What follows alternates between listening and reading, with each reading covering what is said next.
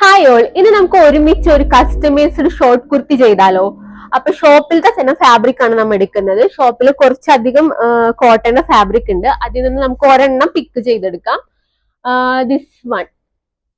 എനിക്ക് ഈ പ്രിന്റ് ഭയങ്കര ഇഷ്ടമാണ്. ഫ്ലോറലൊക്കെ ആയിട്ടുള്ള പ്രിന്റ്. ഇതിന് സംഗനേരി പ്രിന്റ് എന്നാണ് പറയുന്നത്. ഇത് ആക്ച്വലി നാച്ചുറൽ കോട്ടൺ ആണ്. വളരെ സോഫ്റ്റ് ആയിട്ടുള്ള കോട്ടൺ ആണ്. നമുക്ക് സമ്മറിലൊക്കെ ഇടാനായിട്ട് വളരെ സുഖമാണ്.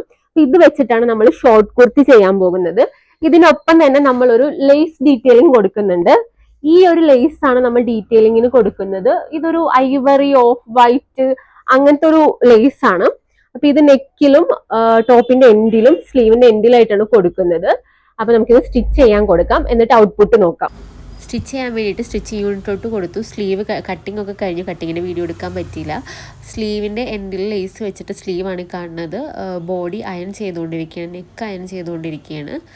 അതിനുശേഷം ഫിനിഷിങ് വർക്കിലോട്ട് പോയിക്കൊണ്ടിരിക്കുകയാണ്. ഇനി ഇത് നമുക്ക് ഔട്ട്പുട്ട് കാണാം.